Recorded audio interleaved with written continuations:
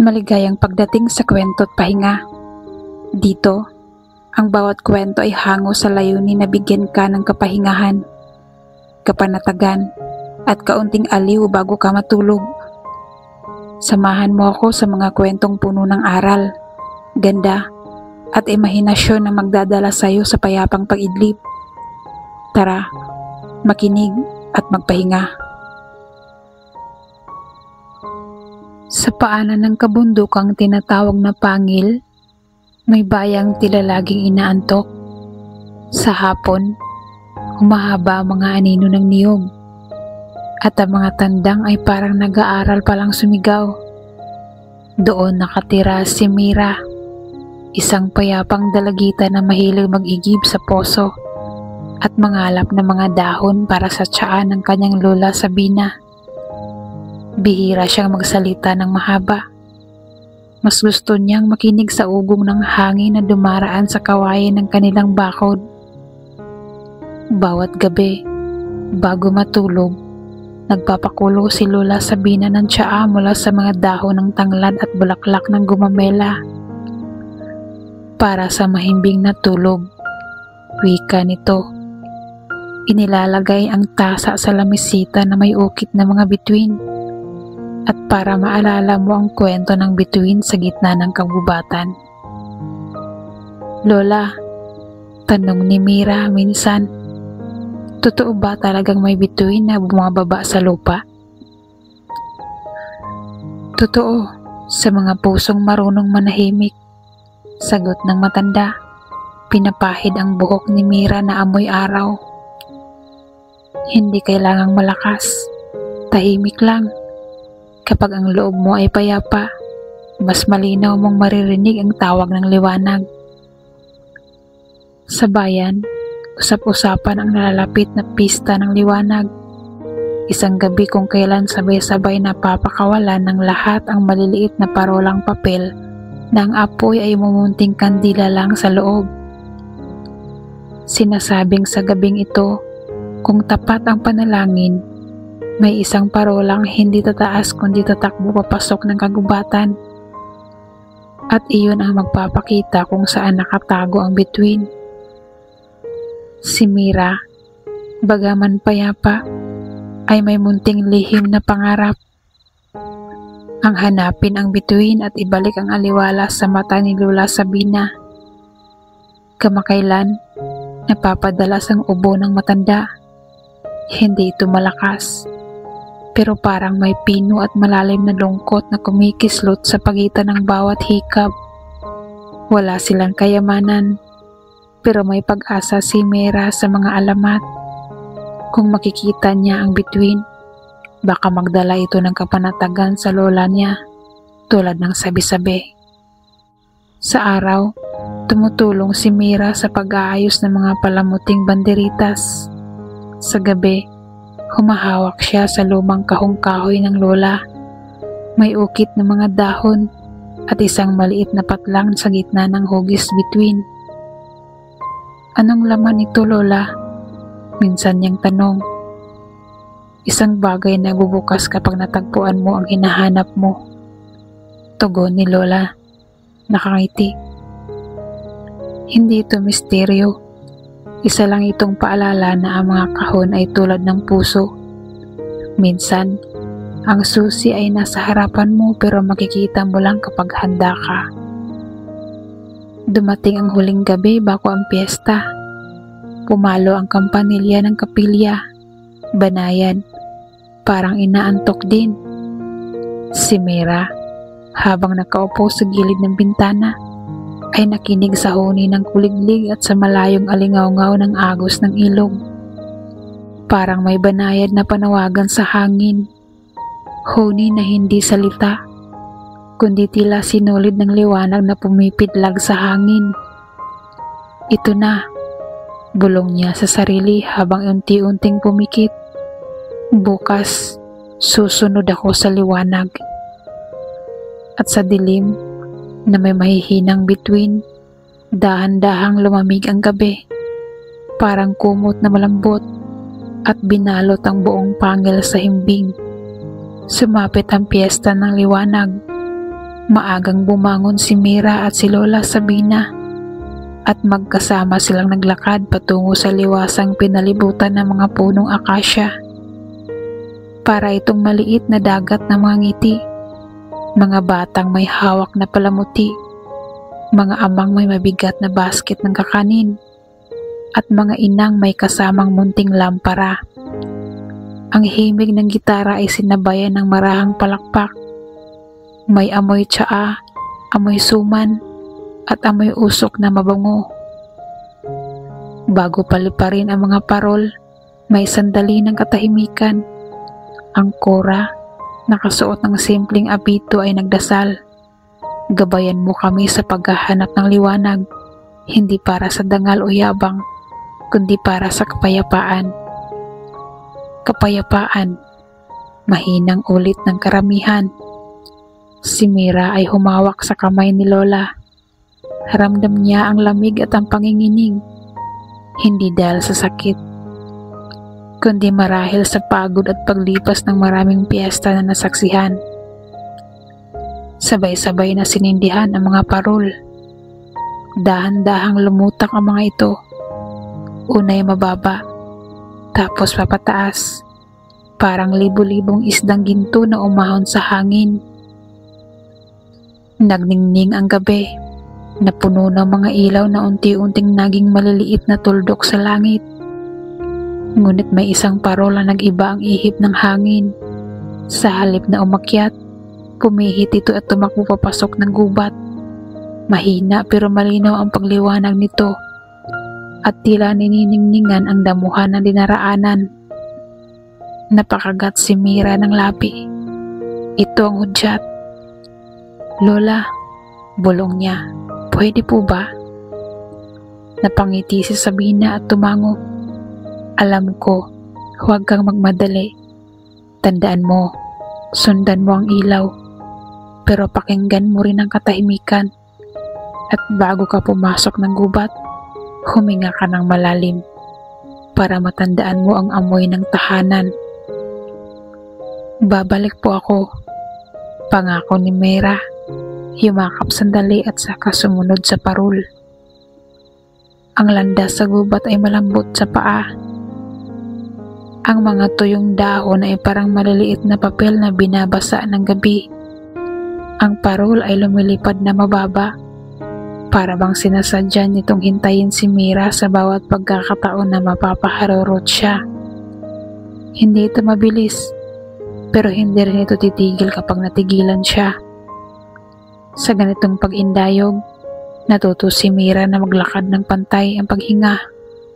Inhale sa 4 na bilang, exhale sa 4 sa paraang kasing hinahon ng mga alon sa ilog. Habang palalim ng palalim, napansin ni Mira na kakaiba ang banyuhay ng liwanag. Ang damo na tinatapakan niya ay naiiwanang tila may mapusyaw na daplis ng ningning. Gaya ng kumukutitap na hamog, hindi nakakasilaw. Sa halip, nakakaaliw. May ilang paru-parong puti na dahan-dahang sumusunod at may kuliglig na tila nag-aangkop ng tugtugin sa bawat hakbang ng dalagita. Pagkaraan ng ilang sandali, umabot sila sa maliit na bato na hugis bilog. Doon tumigil ang parol at mahinang umikot-ikot sa ibabaw. Kumurap-kurap itong parang humihikab. Napaupo si Mira sa tabi ng bato at sumandal sa puno. Tahimik. Naririnig niya ang pabulong na agos ng ilog na malayo pa at ang amoy ng lumot na parang malamig na tsaa. Salamat, bulong niya sa parol kahit alam niyang hindi ito sumasagot. At nang ipinikit niya ang mata, dumating ang alaala. Ang huling gabing malakas pa si Lolo Tomas, asawa ni Lola Sabina. Nagtahi sila noon ng mga parol para sa piyesta. Ang liwanag, sabi ni Lolo, hindi lagi umuunat pataas. Minsan, pumapasok muna sa gubat ng loob mo, saka lalabas bilang ngiti. Hindi na naabutan ni Lolo ang susunod na piyesta. Mula noon, tuwing may pagod o lungkot si Lola, minumuni-muni ni Mera ang payo ni Lolo at umuupo sa bintana para makinig sa hangin. Bumalik si Mera sa kasalukuyan. Kung ito ang daan, wika niya, handa ako. Biglang kumurap ang parol at tumakbo muli, at si Mera ay tumayo at sumunod. Sa bawat paglakad, ramdam niyang gumagaan ang balikat niya, na parang unti-unting pinapawi ng hangin ang mga alalahanin. Napansin niyang ang mga punong dati mukhang makapal at madilim ay nagmumukhang mga bantay na marunong ngumiti. At ang dilim ay hindi banta, kundi kumot ng mundo para makapagpahinga ang lahat. Sa isang liko, pumasok sila sa isang munting parang, isang bilog na espasyo sa gitna ng gubat. Doon, natigil ang parol at dahan-dahang pumailang lang, hanggang sa lumapat sa sanga ng mababang puno. At sa ilalim ng punong yun, may maliit na hukay. Hindi hukay na nakakatakot, kundi parang luyang binuo ng ugat at lupa. May nakasalansan na mga puting bato sa gilid, parang ngipin ng ngiti. Lumuhod si Mera. May mainit na piraso ng hangin na dumaan sa pisngi niya. Hindi init ng araw, kundi parang hininga ng gabing nakangiti. Nilingon niya ang parol. Bagya itong yumuko. Kung maaari mang yumuko ang isang liwanag. At sa mismong sandaling yon, may dumausdos na munting sinag mula sa langit, kasing laki ng dulo ng daliri, at lumapat sa lupa sa harap ni Mera. Hindi yun apoy, hindi rin alitap-tap. Bituin, o kung hindi man, isang butil ng bituin na naligaw. Humihinga ba ang liwanag? Naitanong ni Mera sa sarili, habang marahang hinahaplos ang hangin. Ang sinag ay hindi nasasaktan, hindi rin mainit. Sa halip, parang nanginginig ito sa tuwa na may nakikitang handang makinig. Kung totoo ka, bulong niya, akayin mo ako. Hindi lang papunta sa'yo, kundi pabalik kay Lola. Dala ang kapayapaan. Mula sa bituing butil ay may naghabing sinag, manipis, parang sinulid ng ginto, na kumapit sa hangin at nag-ukit ng hugis landas. Hindi ito landas na lupa, kundi landas ng pandama. Bawat hakbang na gagawin ni Mera ay may katapat na alaala at aral. Alam niyang nagsisimula pa lang ang paglalakbay. Huminga ng malalim si Mera. Tulad ng bili ni Lola, inalala niya ang amoy ng bahay, ang kaluskos ng tablang sahig, ang tunog ng tiyaan na kumukulo. Salamat, bulong niya sa gabi, sa pagbibigay ng direksyon na hindi nakikita kung hindi mararamdaman. At pinili niyang magpahinga muna sa ilalim ng puno, sa tabi ng munting duyan ng lupa. Ang parol ay nagbantay. Banayad ang kislap, parang mata ng inang nagbubulungan. Matulog ka muna. Ang tunay na liwanag, marunong ding maghintay. Dumulas ang antok sa balikat ni Mera. Umupo sa kanyang pilik at dahan-dahang isinara ang kanyang mga mata. Ang kuliglig, ang ilog, at ang malamlam na bituin ay nagsama-sama sa isang himig na panduyan. Mabagal. Pareho ang hakbang. Nakapikit ang mundo. At sa karayom ng gabing walang kirot, tinahi ang unang himulmul ng paglalakbay. Payapa. Pantay ang hinga at puno ng lihim na liwanag. Nagising si Lira sa huni ng ibong hindi niya nakikilala. Ang parol ay nandoon pa rin, nakabitin sa sanga ng puno. Banayad ang kislap. Sa tabi niya, kumikislap ang manipis na sinulid ng ginto na nagmumula sa munting bituin, nagtuturo ng daan. Huminga siya ng malalim, Inalalang bili ni Lola. Sundan ang liwanag, pero pakinggan din ang katahimikan. Tahimik ang paligid, ngunit hindi nakakatakot. Ang hangin ay may amoy ng bagong gising na damo, at ang mga dahon ay tila kumakaway sa bawat dampi ng simoy. Sumunod siya sa sinulid, dahan-dahan, parang bata na natutong maglakad muli. Sa ikatlong liko ng landas, lumitaw ang tatlong nilalang. Hindi sila ordinaryong tao o hayop, mga aninong hugis tao, ngunit gawa sa manipis na liwanag. Ang kanilang mga mata ay tila mga batis na bumubulong, at ang boses nila ay sabay-sabay, parang iisang awit ng tatlong tinig. "Huminto ka, dalagita," wika nila.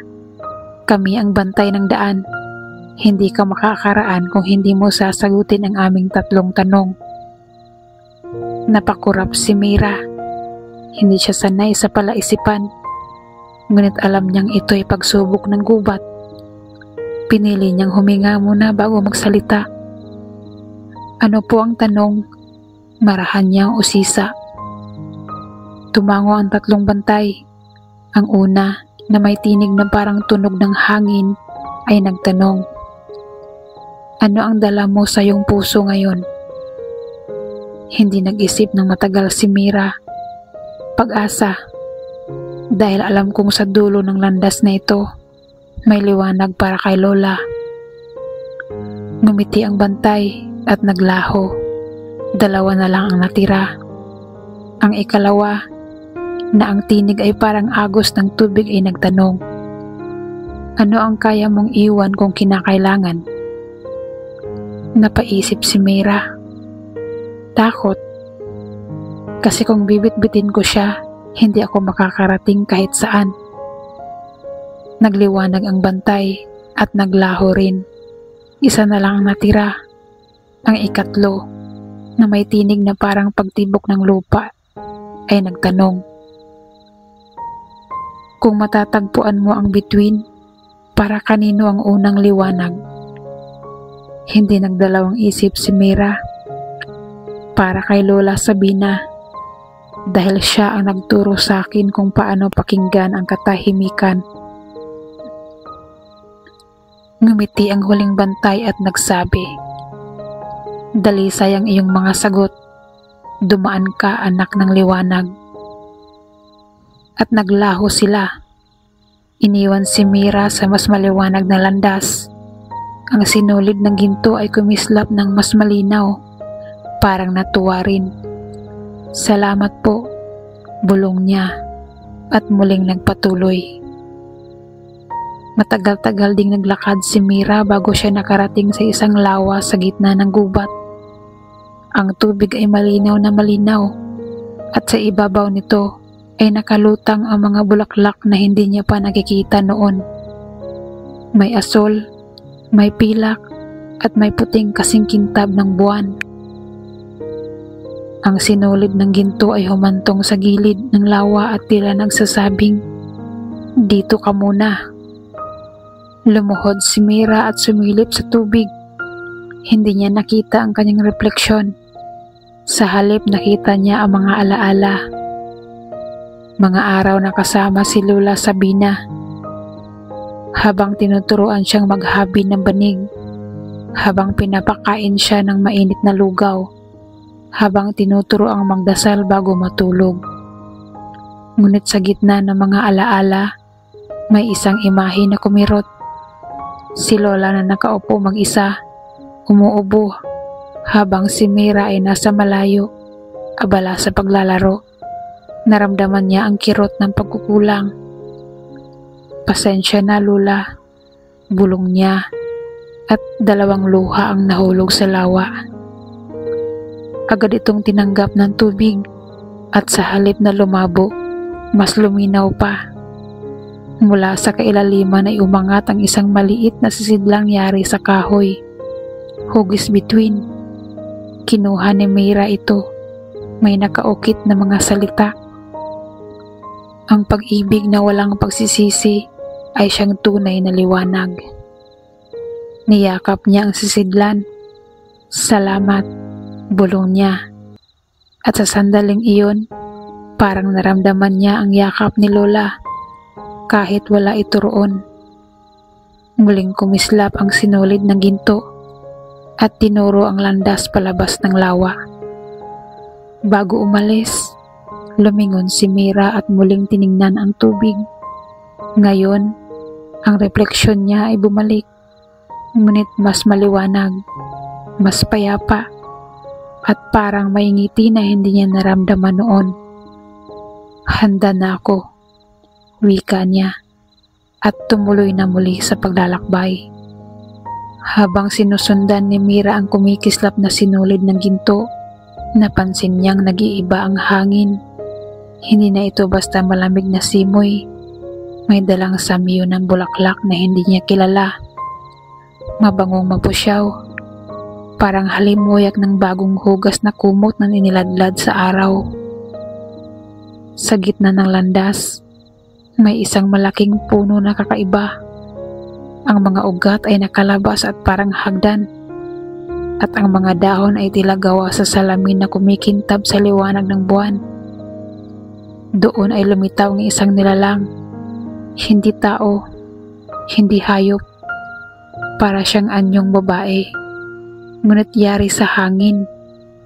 Ang buhok niya ay parang ulap na gumagalaw, at ang tinig ay banayad na parang bulong ng simoy. Ako ang tagapangalaga ng hangin, wika ng nilalang.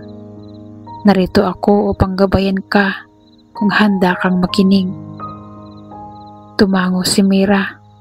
Handa po ako. Ngumiti ang nilalang at itinuro ang maliit na kahon na dala ni Mira, yung binigay ni Lola Sabina. Hindi mo yun mabubuksan hanggat hindi mo natututunang pakinggan ang hininga ng sarili mong puso. Hindi lahat ng susi ay bakal. Minsan, ang susi ay pag-unawa. Nagulat si Mira. Paano ko pa maririnig ang puso ko? Lumapit ang tagapangalaga at banayad na hinipan ng hangin. Biglang umihip ang simoy sa paligid at dinala si Mira sa isang alaala. Siya at si Lola, magkahawak ng kamay habang naglalakad pa uwi mula sa palengke. Pagod na siya noon, pero ngumiti si Lola at sinabing, kapag marunong kang huminga ng tama, kaya mong buhatin ang kahit anong bigat. Muling bumalik si Mira sa kasalukuyan. Huminga siya ng malalim. Inhale sa 4 na bilang, exhale sa 4. Sa bawat paghinga, parang may nabubuksang pintuan sa loob niya. At sa 3 paghinga, biglang kumislap ang kahon sa kanyang mga kamay. Yan, sabi ng tagapangalaga. Unang susi ang paghinga. Huwag mong kalimutan, dahil iyan ang magbabalik sa iyo sa sarili mo. Nagliwanag ang sinulid ng ginto at tila mas tumibay. Yumuko ang tagapangalaga at unti-unting naglaho. Iniwan si Mira na payapa at mas magaan ang dibdib. Salamat, bulong niya, at muling nagpatuloy. Lumalim pa ang gabi. Sa bawat hakbang ni Mira, tila mas lumalambot ang paligid. Ang mga dahon ay hindi na basta kaluskos, parang musika na. Ang mga kuliglig, palaka at ibon ay sabay-sabay na bumuo ng isang himig. Hindi ito nakakaingay, kundi nakakaaliw. Parang duyan ng tunog, awit ng gubat, bulong ni Mira. Parang kanta ni Lola kapag hindi ako makatulog. At bigla niyang naalala, tuwing gabi, kapag siya'y nag-aalangan o natatakot, kinakantahan siya ni Lola ng isang himig na walang salita. Banayad, inuulit-ulit lang, hanggang siya'y makatulog. Ang himig na yun ang pinakikinggan niya ngayon sa kalikasan. Biglang nagliwanag ang kahon sa kanyang dibdib. Unti-unting bumukas ito ng kaunti, hindi pa buo. pero sapat para lumabas ang isang munting tala na umiikot sa kanya. Ang tala ay hindi nagbigay ng salita. Sa halip, sumabay ito sa awit ng gubat, parang kasama sa orkestra ng gabi. Pangalawang susi, bulong ni Mira, ang musika ng puso. Napangiti siya, kahit may luha sa gilid ng mata. Lola, naririnig ko na. Sa oras na yon, napansin niyang ang gubat ay hindi na mukhang ligaw. Ang bawat puno ay parang kaibigan na nag-aalok ng lilim.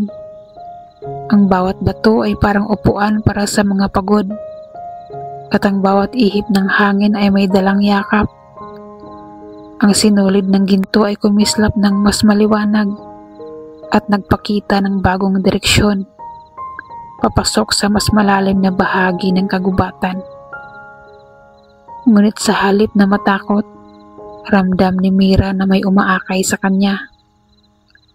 Kung ito ang awit ng gubat, baka ito rin ang awit ng bituin, wika niya.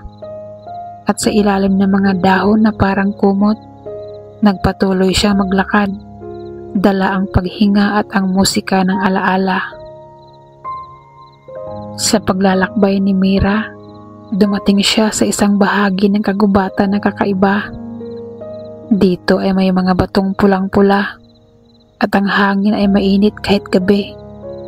Ang damo ay tila nasusunog ngunit hindi natutupok at ang mga anino ay kumikilos na parang mga dila ng apoy. Mula sa gitna ng pulang bato, lumitaw ang isang nilalang na yari sa naglalagablab ng liwanag. Ang anyo nito ay tulad ng isang mandirigma, ngunit ang katawan ay puro apoy.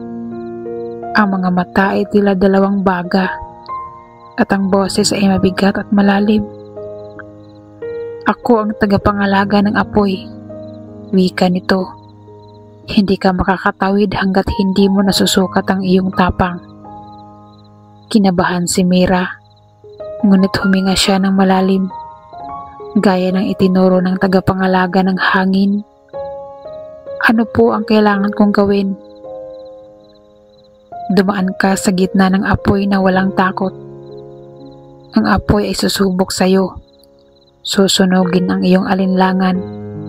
Pero kung matatakot ka, ikaw mismo ang masasaktan. Tumingin si Mira sa harap. May mahabang daan na puro apoy.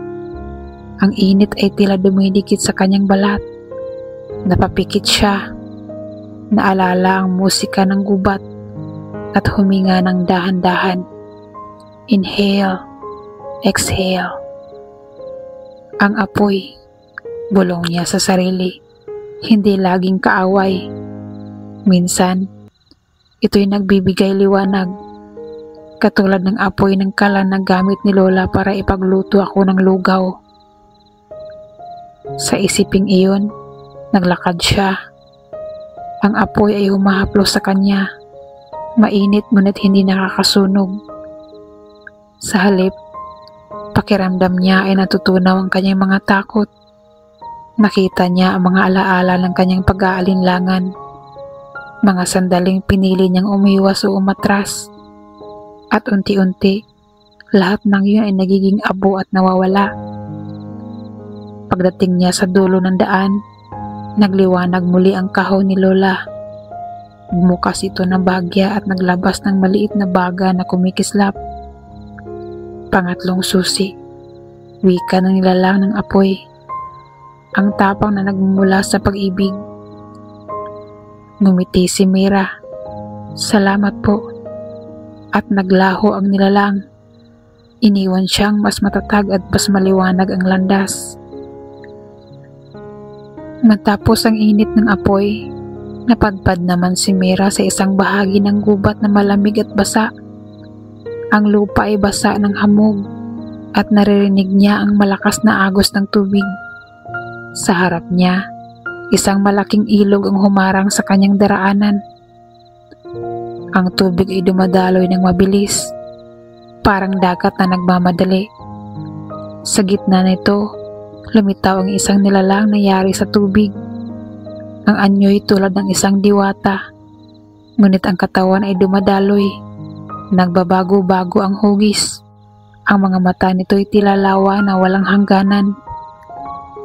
Ako ang tagapangalaga ng tubig, wika nito. Hindi ka makakatawid hanggat hindi mo natututunan ang tunay na kahulugan ng pagtanggap. Pagtanggap? Usisa ni Mira.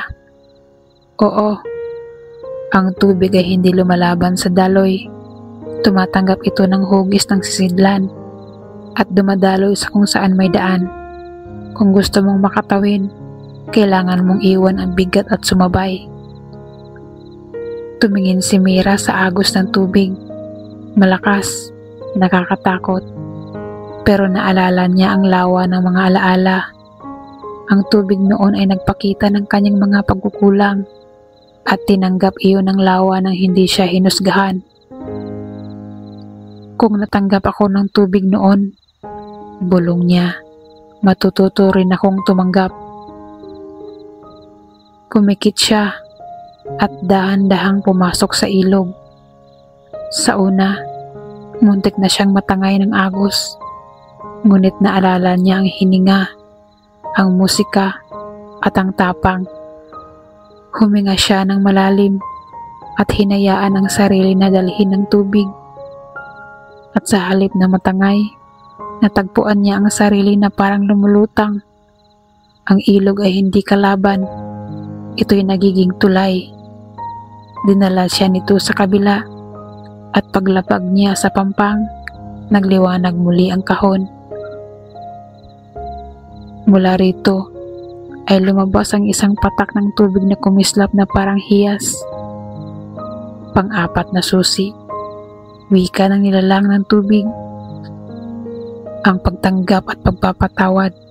Ngumiti si Mira at nakaramdam siya ng magaan na pakiramdam. Para bang lahat ng bigat sa kanyang puso ay natunaw sa ilog. Salamat, aniya. At nagpatuloy siya. Dala ang 4 na susi ng kahon. Paghinga, musika, tapang at pagtanggap. Ramdam niyang papalapit na siya sa bituin. Habang naglalakad si Mira, napansin niyang unti-unting nagiging tahimik ang kagubatan. Wala nang huni ng ibon. Wala nang tunog ng ilog. Wala na ring ihip ng hangin. Tanging tibok ng kanyang puso ang naririnig niya. Sa harap niya ay lumitaw ang isang malaking salamin na nakatayo sa gitna ng mga ugat at bato. Hindi ito ordinaryong salamin. Parang yari ito sa liwanag at tubig. At sa paglapit niya, nakita niya ang kanyang refleksyon. Ngunit kakaiba. Ang Mira sa salamin ay hindi nakangiti. Ang mga mata nito ay puno ng pagdududa at pangamba. Ako ang huling bantay, wika ng tinig mula sa salamin. Hindi mo makikita ang bituin hanggat hindi mo kayang tanggapin ang kabuuan ng sarili mo. Ang lakas at kahinaan, ang tapang at takot, ang saya at lungkot. Kinabahan si Mira. Paano ko po gagawin yun? Harapin mo ako, hindi bilang kaaway, kundi bilang ikaw. Napaluha si Mira habang tinitingnan ang refleksyon. Nakita niya ang lahat ng sandali na nagduda siya sa sarili. Noong iniwasan niyang tumulong sa ibang bata dahil nahihiya siya. Noong nakinig siya sa mga panunuya ng ibang tao. Noong iniwan niya si Lola na nag-iisa dahil pinili niyang maglaro. Kasalanan ko, lahat ito, bulong niya.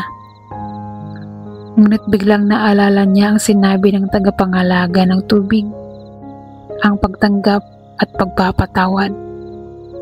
Huminga siya ng malalim at hinawakan ang ibabaw ng salamin. Oo, nagkamali ako. Oo, natakot ako. Pero tinatanggap ko yun. At pinapatawad ko ang sarili ko. Kasi kung hindi, Hindi ko rin kayang mahalin si Lola ng buo. Biglang nagliwanag ang salamin. Ang malungkot na refleksyon ay unti-unting ngumiti at sumanib kay Mira. Sa sandaling iyon, naramdaman niya ang kakaibang kapayapaan. Parang nabura ang lahat ng bigat na matagal niyang kinikimkim.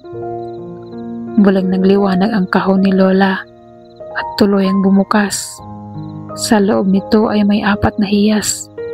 Ang hininga, ang musika, ang apoy, at ang tubig na nagsama-sama at nagbukas ng liwanag. At ito, bulong ni Lyra, ang huling susi, ang pagtanggap sa sarili. Pagkatapos ng salamin, nagsimulang gumaan ang paligid. Ang kagubatan na dati madilim ay ngayon parang puno ng mga ilaw na nagmumula sa bawat dahon. Ang sinulid ng ginto ay kumislap ng napakaliwanag at nagturo sa gitna ng isang maliit na parang. Doon, nakita ni Mira ang isang napakaliwanag na bituin na nakababa sa lupa. Hindi ito kasing laki ng araw, ngunit hindi rin kasing liit ng alitaptap. Isa itong bula ng liwanag na dahan-dahang humihinga, parang puso ng kalikasan. Lumapit si Mira, nangingilid ang luha. Ikaw bang bituin na hinahanap ko? Bulong niya. Sumagot ang bituin, hindi sa salita, kundi sa damdamin. Narinig niya sa loob ng puso ang tinig. Hindi ako basta bituin. Ako ay liwanag ng lahat ng minahal mo. Ako ang alaala ng iyong lolo, ang pag-aaruga ng iyong lola, at ang tapang na natutunan mo sa paglalakbay. Ako ay nasa loob mo, simula pa lamang. Lumuhod si Mira at iniabot ang kahon. Mula rito, lumabas ang 5 hiyas na nagsanib at pumasok sa liwanag ng bituin. Biglang kumalat ang ningning, hindi nakakasilaw, kundi nakakapanatag. At mula sa bituin ay lumabas ang isang maliit na sinag na lumapit kay Mira at dumikit sa kanyang dibdib. Parang apoy na hindi nakakasunog, tubig na hindi nakakalunod, hangin na hindi nakakatakot. Dalhin mo ang liwanag na ito, wika ng tinig, at ibalik sa pusong naghihintay. Tumulo ang luha ni Mira, ngunit nakangiti siya. Oo, para kay Lola Sabina.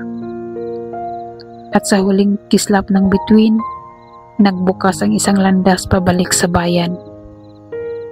Hawak ang liwanag sa dibdib, naglakad si Mira pabalik sa landas. Ngunit kakaiba na ang lahat. Ang kagubatan na dati tila puno ng hiwaga at pagsubok ay ngayon parang tahanan. Ang mga puno ay kumakaway. Ang mga ibon ay muling umaawit. At ang ihip ng hangin ay tila nagsasabing, malapit ka na.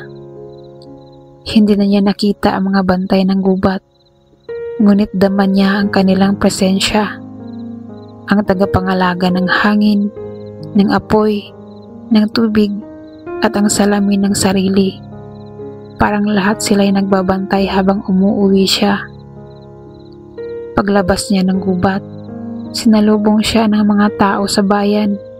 Gulat ang lahat, sapagkat magdamag siyang nawala.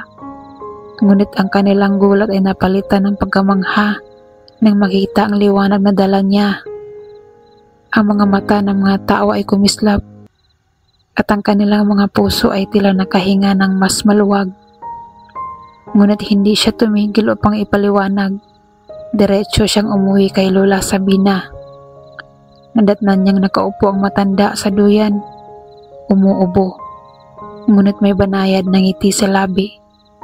Nang makita si Mira, kumislap ang kanyang mga mata.